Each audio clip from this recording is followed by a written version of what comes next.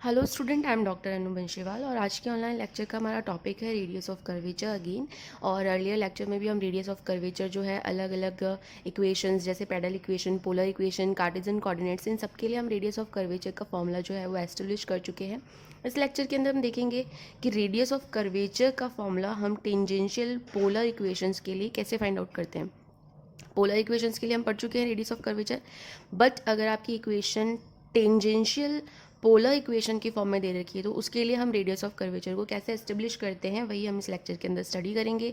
Different type के formula जो है हम यहाँ पर देखेंगे और नेक्स्ट जो हमारा वीडियो होगा उसके अंदर हम इन फॉर्मूलों का यूज़ करके किस तरीके से क्वेश्चंस और एग्जांपल्स को डील करते हैं वो पढ़ेंगे। तो सबसे पहले हम देखते हैं कि टेंजेंशियल पोलर इक्वेशंस का मतलब क्या है। Polar equation as we know कि आर और थीटा के बीच में अगर हमें कोई रिलेशन दे रखा है that means that is a polar equation. और अगर उसके आगे टेंजेंशियल वर्ड ऐड हो रहा है दैट मीन्स हमें एक पॉइंट लेना है कर्व के ऊपर, उसके ऊपर एक टेंजेंट खींचनी है और टेंजेंट खींचने के बाद किस तरीके से हम tangential polar equation find out करते हैं यहाँ इस टॉपिक के अंदर हम डिस्कस करेंगे। तो सबसे पहले हमने एक रफली एक डायग्राम ड्रॉ किया जिसके अंदर हमने एक कर्व लिया। इस कर्व के अंदर ये एक रफ डायग्राम है, आप चाहें तो बुक में इसे ईजिली देख सकते हैं। यहाँ पर हमने एक कर्व लिया, कर्व के ऊपर एक पॉइंट ले लिया पी। ऑब्वियसली पोलर इक्वेशन की बात कर रहे हैं तो इस पॉइंट पी का जो कोऑर्डिनेट है वो हमारे पास में क्या होगा, आर और थीटा होगा। इस पॉइंट पर हमने एक टेंजेंट खींचा और एज वी नो कि टेंजेंट जो है हमेशा एक्स एक्सिस के साथ में साई एंगल बनाता है।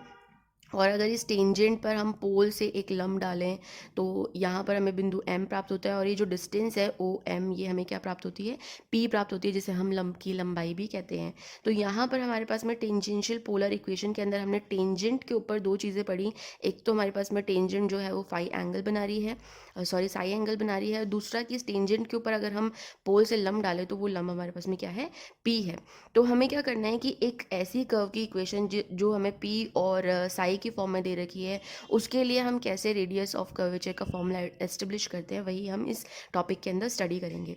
तो टेंजेंशियल पोलर इक्वेशन का मतलब हमें समझ में आ गया कि किस तरीके से हम एक कर्व के पॉइंट P पे खींची गई टेंजेंट की दो टर्म्स यूज़ कर रहे हैं। एक तो टेंजेंट जो एक्स एक्सिस के साथ में एंगल बना रही है उसका यूज़ करेंगे, दूसरा उस टेंजेंट पे अगर पोल से लंब डाला जाए तो उस लंब की लंबाई और उस एंगल के बीच के रिलेशन का यूज़ करके हम रेडियस ऑफ कर्वेचर एस्टेब्लिश करेंगे फॉर टेंजेंशियल पोलर इक्वेशंस।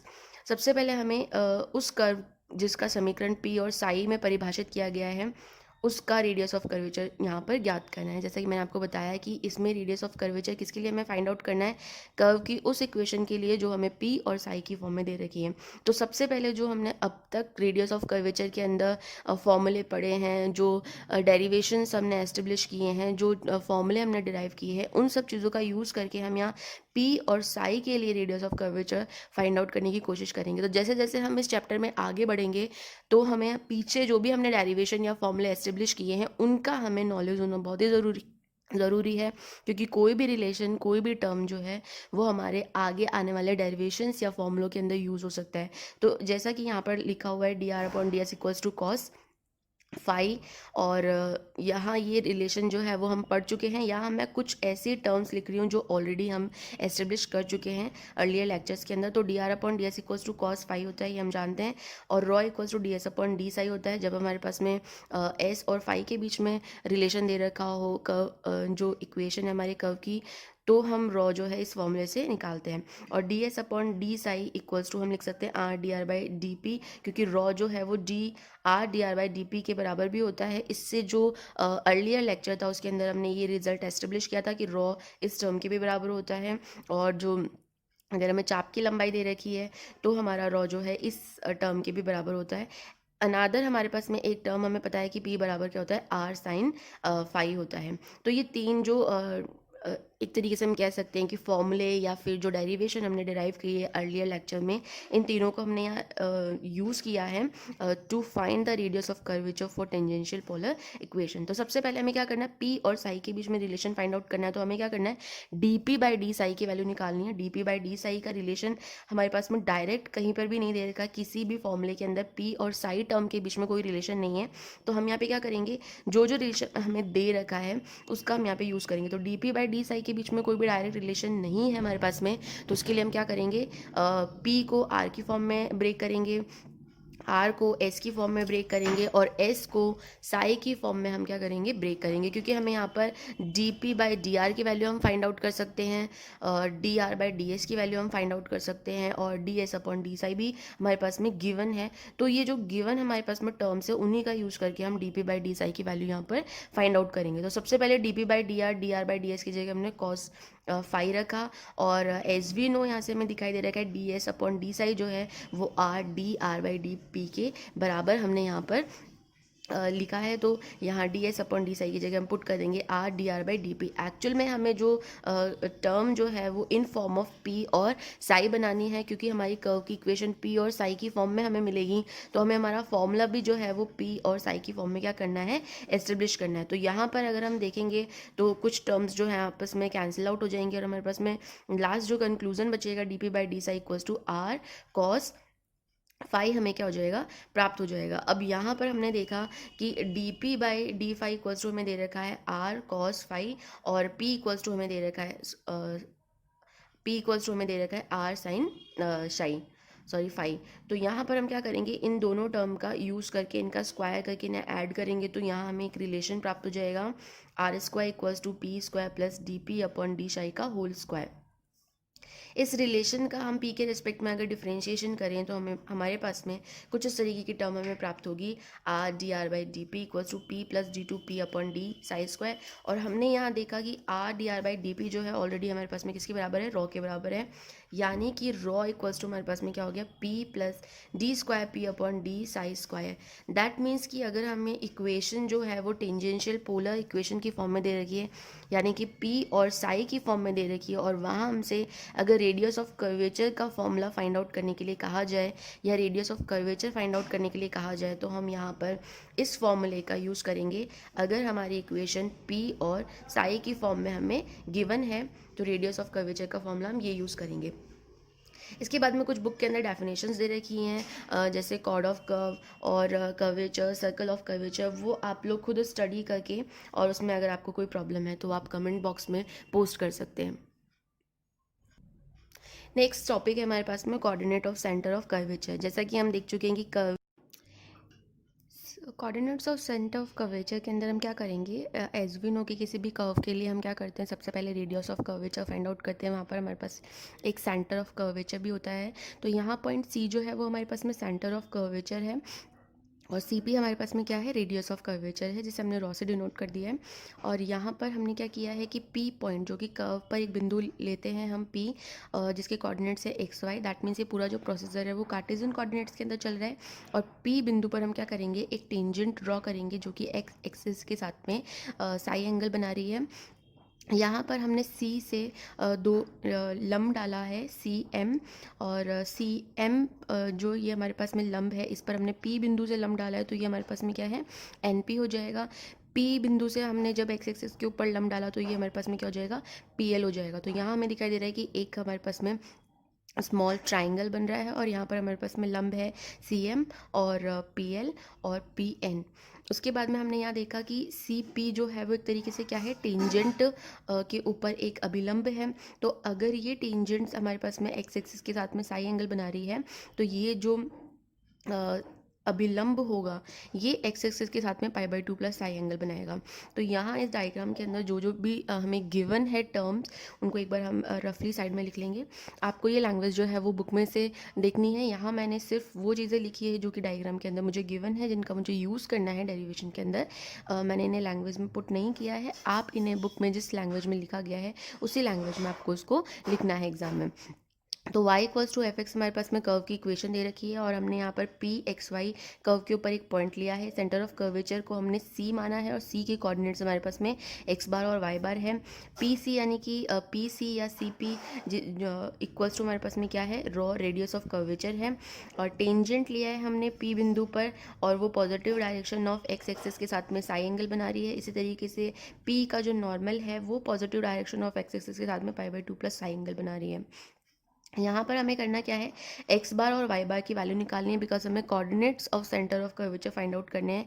तो एक्स बार और वाई बार की वैल्यू चूंकि हमें निकालनी है, तो जो चीज़ें हमें गिवन है उनका यूज़ करके हम एक्स बार और वाई बार की वैल्यू यहाँ पर निकालने की कोशिश करेंगे। तो सबसे पहले एक्स एक्सिस पर हमने परपेंडिकुलर लिया है पी एल और सी एम, और सी एम पर हमने एक परपेंडिकुलर ले लिया है पी एन। यहाँ पर अगर हम एक्स बार निकालने की कोशिश करें तो एक्स बार इस बिंदु का कोऑर्डिनेट है, दैट मीन्स ये जो डिस्टेंस है ओ एम, ये हमारे पास में क्या है, एक्स बार है। और एक्स बार की वैल्यू हम कैसे फाइंड करेंगे, एक्स बार इक्वल्स टू हमारे पास में ओ एम है, और ओ एम को अगर हम लिखना चाहें तो O L minus O M L भी लिख सकते हैं। तो हमने यहाँ पर ओ एम को लिखा है O L minus M L, और एम एल जो है वो एक्चुअल में बराबर है इस एन पी या पी एन के। तो O L minus M L को हम O L minus P N भी लिख सकते हैं, जैसा कि हम देख सकते हैं कि ओ एल जो है वो क्या है, इस बिंदु पी के कोऑर्डिनेट्स एक्स वाई में एक्स को डिनोट कर रहा है ओ एल, तो ओ एल को हमने x लिखा। और एम एल जो है, जो कि हमारे पास में एन पी के बराबर है, तो यहाँ एक ट्राइंगल हमें बनता हुआ दिखाई दे रहा है। इस ट्राइंगल में ये जो एंगल है हमारे पास में क्या है, साई है। तो ये जो भुजा है हमारे पास में पी एन, ट्रिग्नोमेट्रिकल फॉर्मूले से हम निकाल सकते हैं कि पी एन बराबर हमारे पास में क्या हो जाएगा, रॉ साइन साइन। इसी तरीके से हम Y bar equals to, Y bar जो है हमारे पास में क्या है, ये पूरा सी एम है। तो ये सी एम किस तरीके से फाइंड आउट करेंगे, सी एम को हम ब्रेक कर सकते हैं M N plus C N के फॉर्म में। तो एम एन जो है इसको हम पी एल भी लिख सकते हैं, और यहाँ पर जो सी एन है उसे हम एन सी के रूप में इसकी वैल्यू फाइंड आउट करेंगे। तो एम एन जिसको हमने पी एल के बराबर कंसिडर किया था, तो पी एल हमारे पास में क्या है, वाई है, और सी एन या एन सी जो है वो हमारे पास में क्या हो जाएगा, इस ट्राइंगल से रॉ कॉस साई हो जाएगा। तो यहाँ से एक्स बार और वाई बार की वैल्यू जो है हमने रॉ और साई की फॉर्म में निकाल ली है, लेकिन हमें यहाँ पर एक फॉर्मूला एस्टेब्लिश करना है जिसकी हेल्प से हम coordinate of centre of curvature find out कर सके। क्योंकि कई बार एग्जाम में इस तरीके के क्वेश्चंस आते हैं हमारे पास में कि किसी कर्व के लिए आप सेंटर ऑफ कर्वेचर के कोऑर्डिनेट्स फाइंड आउट कीजिए। तो अगर हमारे पास में यहाँ पे रॉ और साई की फॉर्म में हमारा फॉर्मूला रहेगा, तो हम यहाँ पर इजीली एक्स बार और वाई बार की वैल्यू नहीं निकाल पाएंगे। तो हम यहाँ पे क्या करेंगे, जो रॉ और साइन साई की वैल्यू है, कॉस साई की वैल्यू है, वो हम यहाँ पे पुट कर देंगे, ताकि हम एक फॉर्मूला यहाँ पर जनरेट कर सकें एक्स बार और वाई बार को फाइंड आउट करने के लिए।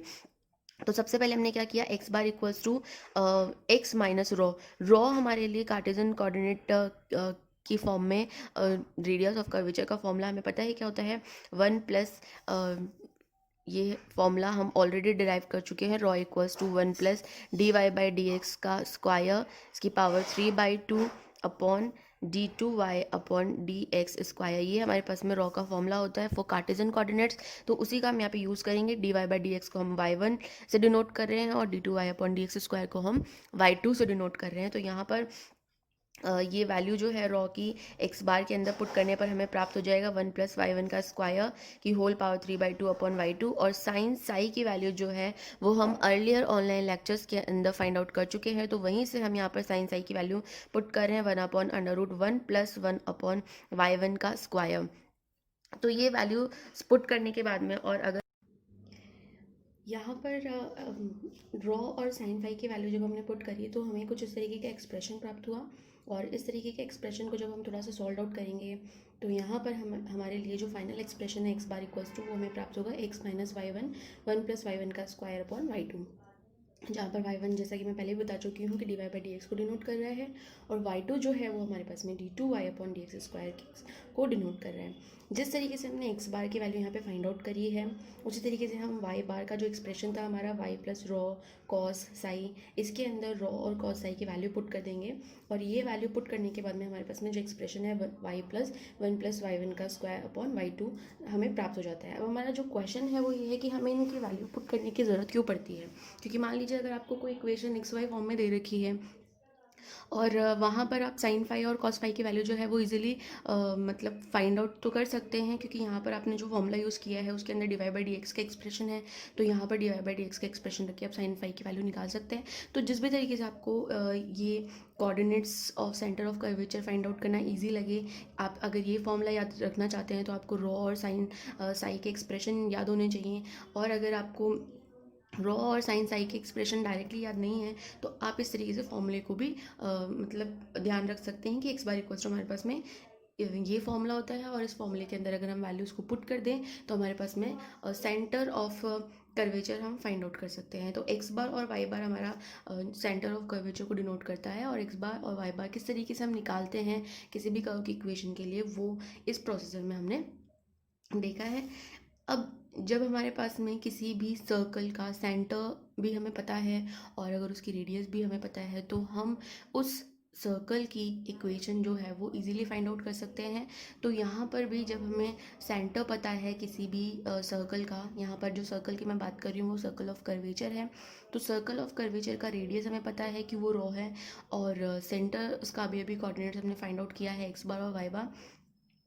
तो सेंटर और रेडियस की हेल्प से हम क्या करेंगे, हमारी इक्वेशन ऑफ सर्कल जो है यहाँ पर फाइंड आउट करने की कोशिश करेंगे। तो जैसा कि हम जानते हैं ज्योमेट्री के अंदर सर्कल की इक्वेशन जो है उसको किस तरीके से डिनोट करते हैं हम, जो हमारे पास में सेंटर के कोऑर्डिनेट्स होते हैं उनकी हेल्प से और रेडियस की हेल्प से हमारी जो सर्कल की इक्वेशन है वो हमें प्राप्त होगी, एक्स माइनस एक्स बार का whole square plus Y minus Y bar का square equals to rho square, यानी कि हमारी रेडियस का स्क्वायर। दैट मीन्स अगर आपके पास में किसी क्वेश्चन में सेंटर और रेडियस ऑफ कर्वेचर अगर आप निकाल पा रहे हैं तो वहाँ पर आप सर्कल ऑफ कर्वेचर भी फाइंड आउट कर सकते हैं easily with this equation of circle. तो इस लेक्चर के अंदर हमने देखा कि किस तरीके से एक tangential polar equation, that means ऐसी इक्वेशन जो पी और साई की फॉर्म में हमें गिवन है, उसके लिए हम रेडियस ऑफ कर्वेचर किस तरीके से फाइंड आउट करते हैं। सेकंड थिंग हमने देखा कि किस तरीके से कोऑर्डिनेट्स हम फाइंड आउट करते हैं किसी भी सेंटर ऑफ कर्वेचर के, और सर्कल ऑफ कर्वेचर की इक्वेशन जो है वो किस तरीके से हम प्राप्त कर सकते हैं। तो इस थ्रू आउट इस लेक्चर के अंदर हमने दो फॉर्मूले जो है वो डिराइव किए हैं, और इनका यूज़ करके हम एग्जांपल्स जो है हमारी बुक में या क्वेश्चन जो है वो किस तरीके के आएंगे वो हम नेक्स्ट लेक्चर के अंदर डिस्कस करेंगे। इस लेक्चर के अंदर अगर आपको किसी भी तरीके की किसी भी एक्सप्रेशन में किसी भी टर्म में कोई भी प्रॉब्लम है समझने में, तो आप कमेंट बॉक्स में उसे पोस्ट करके क्वेरी कर सकते हैं। Thank you.